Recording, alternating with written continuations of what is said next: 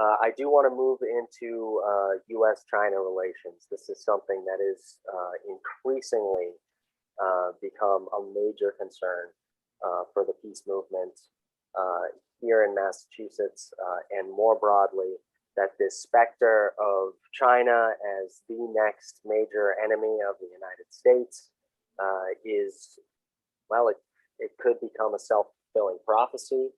And it's also driving something that we constantly fight against, which is increasing our massive national security budget, which is now represents well over $1 trillion, as you characterize it, and I think you characterize it correctly. Can I get a general comment on how you see U.S.-China relations right now? Certainly. And let me give you just a little bit of history. My first trip to China as a diplomat was with Richard Haass, director of the policy planning staff, in the summer of 2001. Our interlocutors were Wang Yi and Shui Tenkai. Wang Yi, of course, is the plenipotentiary, the almost Qin Shi Qian-like foreign minister between the Politburo and the MOFA, the Ministry of Foreign Affairs now, very powerful, very eloquent speaker, the equivalent almost, not quite, but almost of Sergei Lavrov in Moscow as a diplomat. Shui, of course, was ambassador to the United States. That was a most impressive policy planning set of talks. We understood almost immediately, and the Chinese appreciated our understanding, that they wanted help. We even got words out of Wang Yi, for example, like the following in English: we really don't mind the U.S. 7th Fleet in the Pacific because it keeps things stable and we're able to promote what we really want to promote, our economy, within that stability. We won't say that publicly, of course, any more than you will say publicly that the Catholic Church should come into China and the Pope will be with them or whatever, because at that point, China had a real objection to the Catholic Church being in China because they thought the Pope would run everything, which is really not all that strange. I go back to the election of John Kennedy, and I remember a lot of Americans saying the same thing if Kennedy became president. Move forward to the next set of policy planning talks when they came to Washington, same interlocutors, and we had them in Washington about a year later. Then move forward to the 2009 petroleum disruption exercise that I ran under Deloitte Touche, Microsoft, and the Strategic Party School in China, in Beijing, in the financial district, in the new Ritz-Carlton there. All of this to tell you that I saw a China that was very Sun Tzuian. They wanted to pursue their interest in peace. They did not want war. They wanted to pursue their interest in strategic competition with the greatest economic power in the world. You could say that certainly after the 19th Party Congress, even Xi Jinping wanted to surpass that power. And incidentally, they will. They already have in purchasing power parity. So the real measure of anybody's economic might. So it's just a matter of a few years before they will, on the chalkboard, they'll be the #1 economy in the world, unless something drastic happens, always a possibility.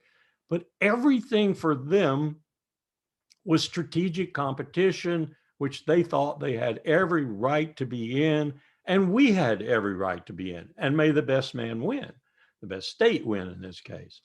That was their approach. And that's why we came up with a continuation of the previous administration and the previous administration of that's policy of strategic competition.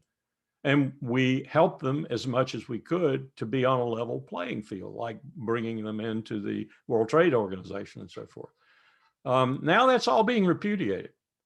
Big mistake, huge mistake. We are creating our own worst nightmare. We're forcing China to deal with us as if we were a traditional status quo great power, slipping from the top of the hill. No question we are slipping, and that eventually, and because of that slippage, we'll blame somebody and go to war with them. This is a very dangerous thing to do. History screams at us that it is, from Thucydides to the British Empire. And I don't know why we're doing it, and I welcome the people. I do know why we're doing it. It increases the military budget. That's one reason. Second, it gives Lockheed Martin and others every hope that they'll continue to sell all these merchants of death weapons. That's why we're doing it. And we need an enemy. We got to have an enemy. We simply have to have an enemy. That is so requisite in imperial rule that it just screams at you out all the history books. We have to have an enemy. We have to have an enemy. And this time we might want two. Maybe we'll throw Russia in too and accuse them of forming an alliance so we can really have a formidable enemy. Now, I'll call your attention to an article by a fellow by the name of Mike Sweeney. This is a scenario that scares me greatly. If we went to war with Russia, let's say, on the Ukraine border in any fashion, conventional or otherwise, we'd lose. We'd lose the opening battle, and we'd lose it in such a stark way. We'd have 10,000 dead Americans and dead Norwegians and others in a matter of 48 hours. That's what real war is. We haven't been in a real war for a long, long, long time. And by the way, we haven't won a war in a long, long time. Same thing with Taiwan. We would lose the opening battle. We would lose it badly. We'd lose an aircraft carrier or two. That's 10,000 souls dead instantly. What would we do, Mike asks? Would we sit back and say, we're the stronger economy ultimately if we get our act together? We're the stronger governmental system if we get our act together. We're the stronger culture if we get our act together. Let's just keep going. We'll win this struggle eventually. No, Mike says, we'll go nuclear. That's very scary. Yeah, I think you're absolutely right, and that speaks to some of Dan Ellsberg's work from the Doomsday Machine. That was certainly the plan, the PSYOP plan back in the 1960s. If any divisional forces between Russia and the United States went to war, the plan was to go nuclear, not just against Russia, but against China as well. They didn't have a plan to do something limited. It was all-out nuclear war, and that's what concerns us greatly. As you said, history is screaming out to us not to go down this path. It doesn't end well. But I'd like to get your comment a little bit on the domestic political situation here in the United States, in Washington, D.C. At the beginning of this month, the U.S. Senate passed a bill that was characterized as anti-China, bolstering competitiveness with China. And very strangely these days, that passed with bipartisan support in the U.S. Senate. I believe it was 68 to 32, the final vote, with every Democrat, not counting Bernie Sanders, voting for that bill. And there's a specter of another anti-China bill being led by Senator Menendez that you mentioned that is right on the horizon. So could you comment on those pieces of legislation, and why is anti-China one of the few things that the Republicans and Democrats can get together on?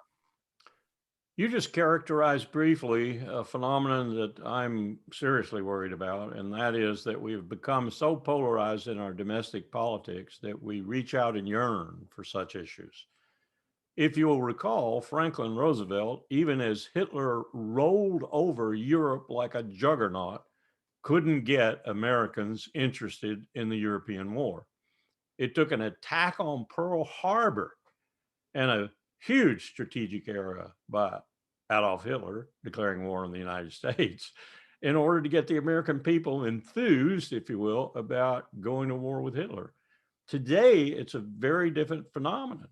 We've been at war now for 20 years, but most Americans haven't a clue because they have no skin in the game, none whatsoever.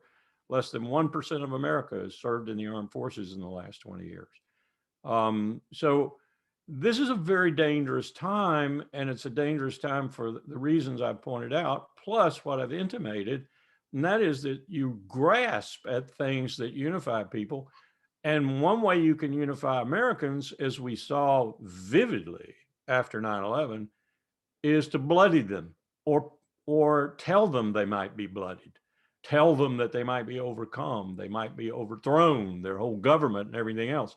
So you get the Putin, Xi Jinping, perfect people out there to fulfill this manifesto and to make sure that you can do this. And you never think, and this is so typically American in our imperial age that it hurts, you never think that you might be creating a self-fulfilling prophecy and that you might not come out the other end. You might indeed be forecasting your own demise. And yet, if you look at the history of empire, that's precisely what empires do. Since time, 5,000 years, that's what empires do. Now, some of them find off ramps, like Britain did, for example, after 56, and they become a middling power rather than an empire. France, to a certain extent, too, although there are vestiges in Cote d'Ivoire and Mali and so forth of France's empire still, and still haunting the world and haunting the people in those countries, too. But it's so typical that you just sit back and scratch your head. If you're an academic and looking at it from an academic point of view, you want to laugh, but you can't laugh because the results are so heinous and so disastrous, so catastrophic.